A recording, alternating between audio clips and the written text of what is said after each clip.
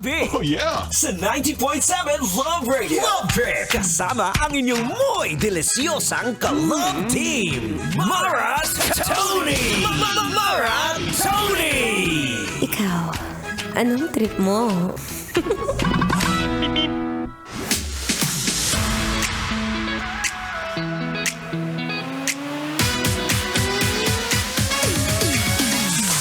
Shout out!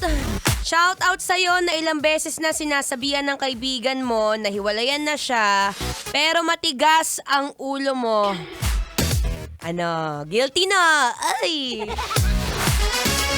Anyway, nagbabalik po ang inyong kadaldala na daldalerang atleta DJ Mara Tony. At ngayon, trip kong mga musta ng pagkakaibigan. Oo, gusto kitang tanungin, may mga araw ba sa buhay mo na hindi mo alam kung anong gagawin mo at all?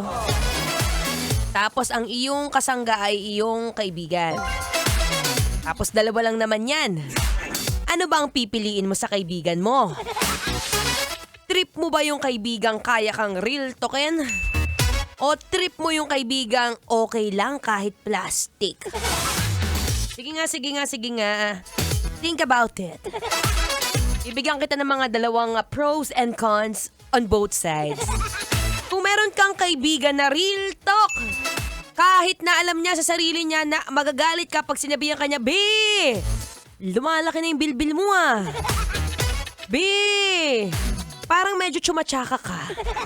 Ayan, yan yung mga klase ng kaibigan na okay lang kahit masakit, pero kailangan mo kasing marinig. Pero ang cons, minsan kapag yung kaibigan mo masyadong real talk, ang sakit magsalita. Yung mga tipong wala ng preno-preno, basta masabi niya lang kung anong gusto niyang sabihin, ano. Tapos naman, pagka nasaktan ka, oh my gosh, iisipin mo, hindi ka na kanya kaibigan. Pero naman, isa pa. Kung ikaw yung klase ng tao na trip ay maghanap ng kaibigang sarcastic. Pag sinabing sarcastic, lahat kaya niyang i-filter. Oo, okay lang kahit, basta okay yung relationship nyo both. Tapos, dead mo siya sa mga nangyayari sa'yo. Yung kukunwari, alam niya na medyo humahagard ka na. Alam niya rin na medyo hindi na maganda yung itsura mo. Like before, puro sa throwback na lang. Pero hindi niya sasabihin at all. Plastic. May kilala ka bang ganon? Pero meron naman din cons yan. Kumbaga, meron din naman kagandahan sa kaibigan mong plastic. Siyempre, all the time, lagi kayong good vibes. Wala, never pa kayo nag-away at all. O pag mga ganyan, nako, matcha-challenge ka talaga. Baka nga naman yung kaibigan mo, dahil never mo pa naka-away, certified plastic! Sige nga, matanong nga kita. Ano bang trip mo? Tingnan mo nga yung nasa likod mo, dali. Isa ba yan sa mga klase ng kaibigan na laging maaasahan? Okay lang kahit murahin ka harap-harapan. O isa yan sa mga klase ng kaibigan. Wala lang. Ngiti-ngiti lang. Basta, pag nandiyan yung may birthday ka, I'm here and I'm just, happy-go-lucky at all.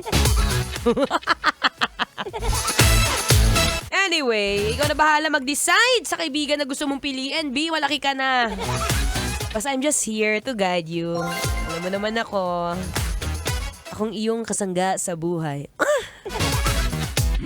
Anyway, habang nag-iisip ka dyan kung i-unfriend mo na ba siya sa Facebook o hindi. Saktong-sakto tong next music natin. Pampa-good vibes. Ngayong Feel Good Tuesday. Dito pa rin sa 90.7 Love Radio. Kailangan pa bang i-memorize yan? Basic.